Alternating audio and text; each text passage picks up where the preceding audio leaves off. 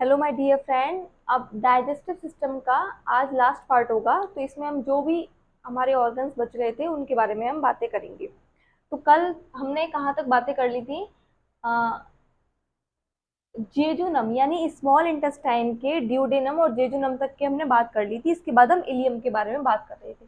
तो इलियम में हमने चार प्रकार के एंजाइम्स देखे: इरिप्सिन, माल्टेज, सुक्रेज, लैक्टेज। तो इलियम में ही विली नामक या विलाई नामक इस तरह कांटे नुमा एक संरचना होगी। ये क्या कर लेगी? भोजन को अपने अंदर एब्जॉर्ब कर लेगी। इरिप्सिन एंजाइम क्या करेगा? इरिप्सिन प्रोटीन को पेप्टाइड प्रोटीन को एमिनो एसिड में कन्वर्ट करेगा। ये पेप्टाइड प्रोटीन को किस में कन्वर्ट प्रोटीन के पेप्टाइड भाग को एमिनो एसिड में कन्वर्ट करेगा। एमिनो एसिड में कन्वर्ट करेगा, सॉरी, कन्वर्ट करेगा। इरिप्सिन क्या करेगा? पेप्टाइड को एमिनो एसिड में कन्वर्ट करेगा। अब इसके बाद जो माल्टेज है वो माल्टोज का क्या करेगा? पाचन करेगा। माल्टेज माल्टोज का पाचन करेगा। सुक्रेज शर्करा या कार्बोहाइड्रेट का पाचन करेगा। उसके बाद लैक्टेज लैक्टोज का पाचन करेगा। लैक्टोज का। तो इलियम में हमने 4-5 प्रकार के एंजाइम्स देखे। इसमें मुख्य क्या है? इरेप्सिन। ये भी मुख्य है। Erepsin, maltase, sucrase, lactase.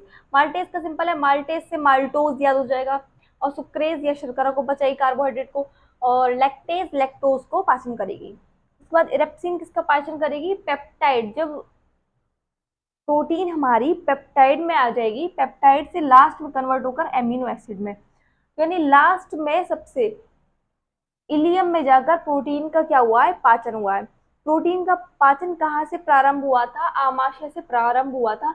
आमाशय में 2 प्रकार के एंजाइम्स देखे थे हमने, थे रेनिन और पेप्टोन। तो रेनिन और पेप्सिन।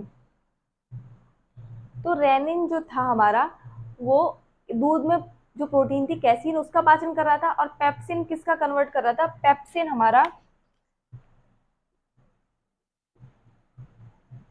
प्रोटीन। यहाँ पर प्रोटीन का पाचन कैसे हुआ? प्रोटीन सबसे पहले किसमें कन्वर्ट हुई? पेप्टोन में।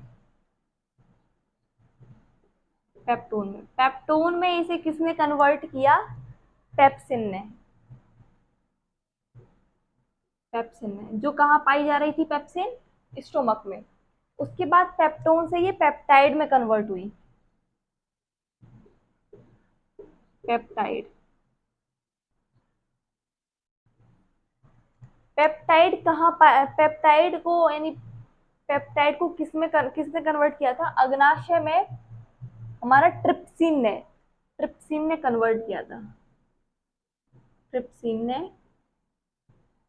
पेप्टाइड को कन्वर्ट किया। उसके बाद पेप्टाइड के बाद एमिनो एसिड में कन्वर्ट होगी। Amino acid. अमीनो एसिड में से कौन कन्वर्ट करेगा? इरिप्सिन।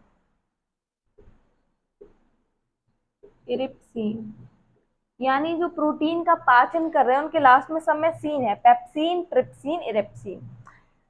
अब एमिनो एसिड तक हमारी प्रोटीन जो है पूरी तरह क्या हुआ है? पच चुकी है। तो ये हमने 4-5 हार्मोन के बारे में, मतलब एंजाइम्स के बारे में देखा। अब इसके बाद जो भोजन है वो बड़ी आंत में जाएगा। इसके थ्रू कहाँ जाएगा? बड़ी आंत में। बड़ी आंत में जाएगा और फिर किस में जाएगा? फिर रेक्टम में जाएगा, उसके बाद एनस में जाएगा। तो अभी हम बड़ी आंत को समझेंगे, पहले हम इसे मिटाते हैं।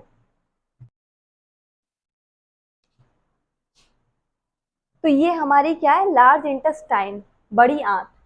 अब भोजन कहाँ जाएगा? भोजन छोटी आंत के बाद, ये हमारी क्या है? अंदर छोटी आंत। छोटी आंत के बाद बड़ी आंत में जाएगा। बड़ी आंत में क्या होगा? भोजन का मतलब पानी का अवशोषण होगा। तो बड़ी आंत में जो नीचे ये जो है, ये है हमारा अपेंडिक्स। अपेंडिक्स के ऊपर एक सीकम होगा, तो भोजन सीकम में जाएगा। सीकम के बाद किस में जाएगा? असेंडिक कॉलन में। असेंडिक कॉलन, उसके बाद बड़ी आंत को भी हमने कितने भागों में बांट दिया? Ascending colon, transverse colon, descending colon, उसके बाद ये जो नीचे की ओर है इसको हम बोलेंगे सिग्मोइड कॉलन। ये कैसे याद करेंगे नाम, असेंडिंग यानी नीचे से ऊपर, यानी छोटे से हम नीचे से ऊपर बढ़ते हैं, पहले असेंडिंग ऑर्डर में क्या होता है, छोटी डिजिट फिर बड़ी फिर बड़ी, तो असेंडिंग कॉलन को भी कैसे याद करेंगे, छोटा फिर बड़ा, यानी हम कहाँ नीचे से ऊपर जा रहे हैं। फिर बीच वाले को हम क्या बोलेंगे, ट्रांसवर्स कॉलन, बीच वाले को क्या बोलेंगे, ट्रांसवर्स कॉलन। उसके बाद जो ऊपर से नीचे आने वाले को क्या बोलेंगे, descending order, descending sorry order नहीं है, डिसेंडिंग कॉलन है, डिसेंडिंग कॉलन, यह क्या होगा, डिसेंडिंग कॉलन। फिर उसके बाद जो भोजन है इसको क्या बोलेंगे, लास्ट वाले भाग को सिग्मोइड कॉलन, और सबसे नीचे वाले भाग को क्या बोलेंगे, रेक्टम, और इसके ऊपर वाले भाग को क्या बोलेंगे, और सबसे इसको नीचे बोलेंगे एनस।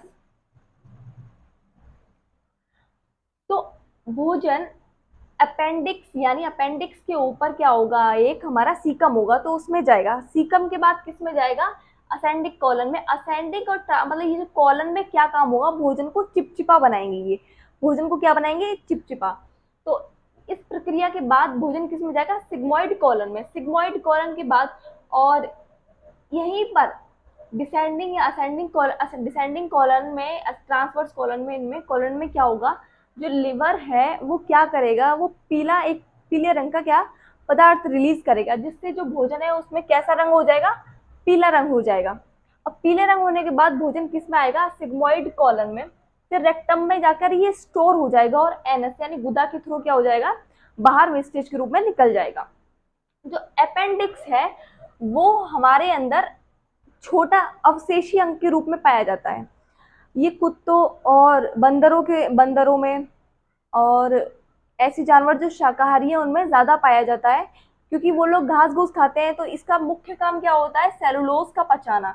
तो मैंने पहली भी वीडियो में सेल में पढ़ाया था कि हमारे अंदर सेलुलोज प्रोटीन नहीं पच पाती, क्योंकि हमारे अंदर ये अपेंडिक्स जो अवशेषी अंग के रूप में है। तो जो जानवर वगैरह होते हैं वो लोग खाते हैं पेड़ पौधे पत्ती वगैरह, तो उनके अंदर ये जो अपेंडिक्स है, पूंछ जो होती है इनकी, पूंछ जो निकली होती है वो क्या अपेंडिक्स है, तो उनमें ये क्या काम करती है, सेलुलोज प्रोटीन को पचाने का काम करती है। तो ये आज हमने क्या पढ़ा, डाइजेस्टिव सिस्टम पढ़ा। आज हमारे ये डाइजेस्टिव सिस्टम कंप्लीट हो गया। अब मिलते हैं नेक्स्ट वीडियो में। अगर आपको मेरी वीडियो अच्छी लगी हो तो प्लीज़ मेरी वीडियो को लाइक करें, चैनल को सब्सक्राइब करें और इसे ज़्यादा से ज़्यादा अपने दोस्तों में शेयर करें।